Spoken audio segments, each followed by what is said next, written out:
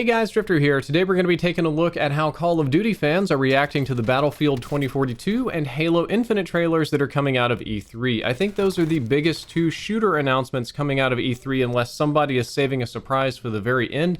These are the two that people wanted to see the most, and these are the two that Call of Duty fans, which is primarily what the channel is composed of, are most interested in, angry at, or hoping that they kill Call of Duty. We're going to do a little bit of trailer analysis as well, so without any further ado, let's take a look at the Battlefield 2042 trailer with my commentary to avoid a copyright strike on the music like last time. So this is apparently from Xbox and it's pre-alpha gameplay. I swear I find that hard to believe. They almost always use PC renders, and like most modern trailers, you get a mini trailer before the real trailer starts, which shows you all the good stuff, and that's kind of crazy to me. I hate that, but let's go ahead and jump straight into the trailer.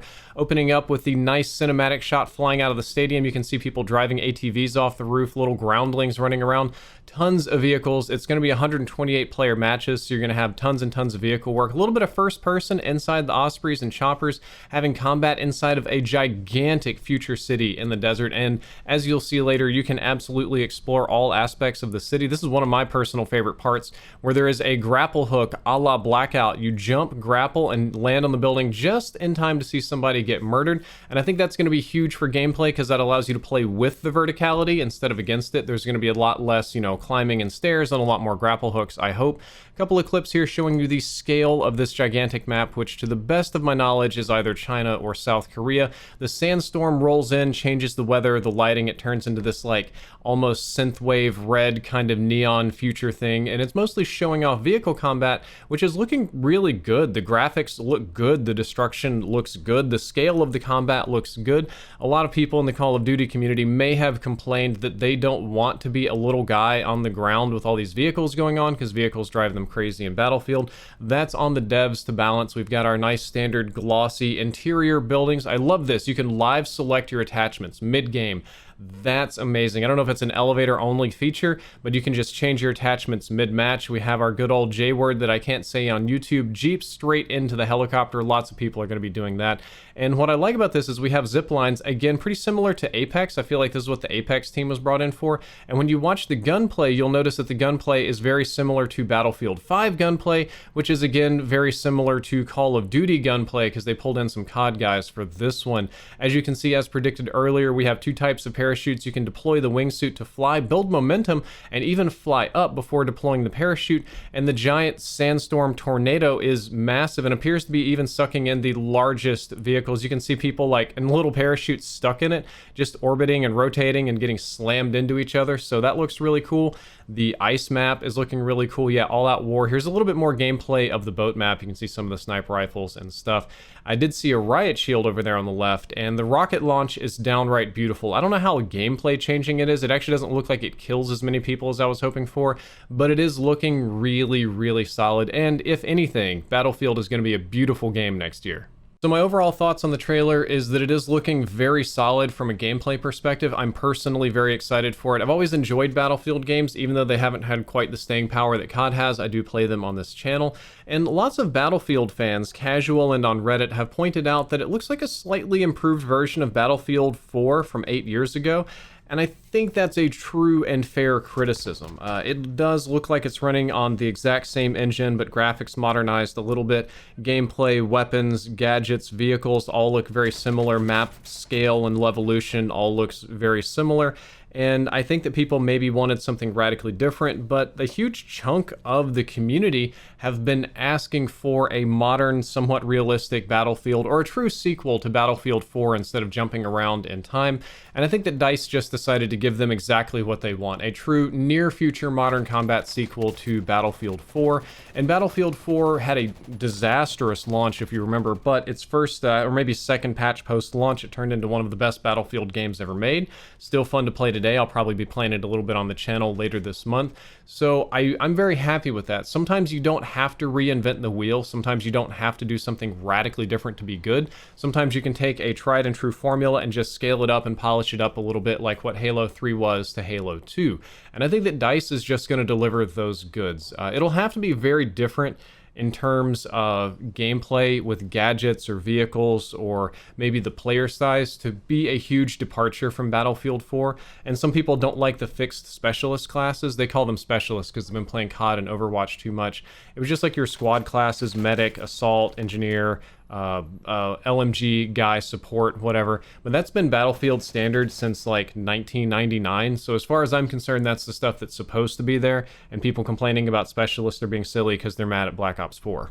Little change of pace, let's take a look at the Halo Infinite multiplayer trailer, again with no audio because I'm sick of getting copyright strikes. Obviously, Halo Infinite is going to be on Xbox. We get a little bit of a CGI cutscene intro here, but there's going to be a ton of gameplay in the gameplay trailer. See the Needler coming back, so that kind of makes me happy. Brute Chopper, lots of vehicles, a lot of big vehicle focus on this one. One of the things I really enjoy is that this is going to be on PC, so I can play it. The first thing you get is the classic shotgun, swapped out for an assault rifle DMR type weapon. I like a wrist grenade launcher that pings through the wall. That's something very, very new. We have a grapple hook a la Doom, a la Call of Duty. Battlefield grapple hooks are just in these days.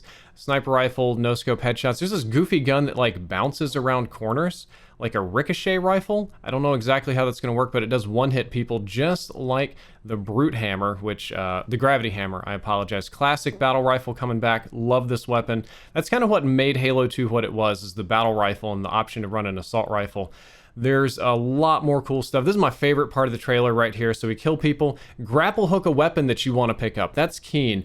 It's a freaking nail gun launcher to nail the Warthog, then grapple a vehicle to skyjack the vehicle. I just want to point that out, that the grapple hook doesn't just do nothing. You can yoink literally guns off the ground, so you don't have to walk to pick them up, and you can pull yourself to vehicles, which is just downright amazing. Now we're getting a much bigger version of Blood Gulch, I believe is the name of this map. It's been like 5 or 6 years since I've played Halo. The classic red versus blue Halo map, but scaled up with all the launchers and pads and cannons and vehicles and banshees added to it, and it's looking good. And one of the things I noticed is that the flag that you capture is digital. Like, the flag isn't just a piece of paper, it's a like translucent, clear, like holographic art thing, and the red on it actually glows. I think that's a really nice attention for detail. And you can see the little tracer line back there that kind of lets you know where the flag is going. Oddballs nailing people. We have rocket launchers blowing people up from behind. I love you can also grapple the explosive barrels and throw them at people. You can do the classic throw a sticky, grab the sword mid-air, and just kind of put this guy to bed with, of course, the classic samurai armor coming back. And that is the trailer for Halo Infinite multiplayer, which is free to play. The multiplayer is totally free to play. You only pay for the campaign. These are coming to PC and Xbox. So again, I was overall very happy with this one, but I'm personally a little bit less hyped for it than I was about Battlefield, just because I kind of quit playing Halo a long time ago. Halo was a very important franchise for me in many ways. It helped me create my persistent online identity, kind of cemented the name Drifter. It's where I picked up the Yin Yang logo. It's where I first started making gaming videos with my little EasyCap 2.0 USB game capture with pirated software because I bought the knockoff version. Like, it's where I created a lot of parts of the persistent Drifter online identity that you see today, and I played countless hours of it. However, at a point, the gameplay got kind of stale and repetitive for me, probably around the time of Halo Reach. I didn't play as much Halo Reach. Also around that time, I was starting to get into Call of Duty, I was becoming a Sony pony, and eventually now I'm on PC. Now, I can't play it on PlayStation, but I can play it on PC. I play 99% of games on PC these days, so I'm really happy that we're going to get a concurrent PC launch with Halo instead of having to wait 400 years. And all that being said, I think it looks like a solid progression of Halo multiplayer. They're using a variety of weapons from a variety of different Halo games. They've added new ones. They've got the grapple hook like Doom and CoD and Battlefield, and they're doing really good things with it to add a little bit momentum, a little bit gameplay repositioning. It's looking solid to me. I think I just really like the grapple hook. I also like the fixed wall spawns. I like the overall aesthetics, the little details like the flag and the tracers on the flag. And I know that a lot of Halo fans weren't too happy seeing Sprint come back, and I think it's probably because of Halo Reach, where it was like a Spartan ability along with a bunch of other goofy ones. However, I think that some of the other Halo games, modern ones that didn't have the ability to sprint, were just kind of weird feeling compared to Call of Duty and Battlefield and every other shooter. It made you feel kind of slow. So it makes sense to me that Halo would have sprint, and that's just the default ability. I don't think that's going to break the game at all, as long as it's kind of balanced around that. And I guess I'll be seeing you guys on Halo PC, which I hope to God is crossplay, because that would just be amazing. So, overall thoughts on these two. Both Battlefield and Halo are looking very good this year, at least on the low end 7 out of 10 kind of games. Now, I made some jokes on Twitter showing like a trailer with this COD, with this sweaty guy from Season 4 saying COD fans and COD devs and COD YouTubers and everybody being nervous. And if you love Call of Duty, if you're a Call of Duty super fan, you probably found that offensive. If you hate Call of Duty, then you probably cheered and you're hoping that these games kill the franchise and punish Activision and punish the developers and totally teach them a lesson. And honestly, I think that both attitudes are completely wrong. I think that the toxicity and the elation are inappropriate. Rather, I think that we should all be happy that there are better games coming out that force us to choose. And by forcing us to choose, we have to make an economic choice in competition. And this competition always leads to either a quality or price improvement. In the case of Battlefield 2042, they stuck with the base game price and I think it's probably going to have a battle pass as well. So the price didn't go down, but the quality seems to be there. It's a very quality game, quality trailer, gigantic scale, looking insane. For Halo Infinite, it's already gone free to play, at least for the multiplayer. They've lowered the price already, and it does appear to have quality improvements as well, at least marginal ones over past efforts. So we're getting improvements either way, and that's because of the competition. Anytime a customer is forced to choose between two things, market forces will force the loser to kind of up their game. So what this is going to happen is it's going to force Call of Duty to do something bigger, better, and innovative again. Even if it's too late to change whatever's coming out in 2021, whatever comes out in 2022 will be better, and it's going to raise the standard of all games coming out in the future so that we all get to enjoy better games in the future.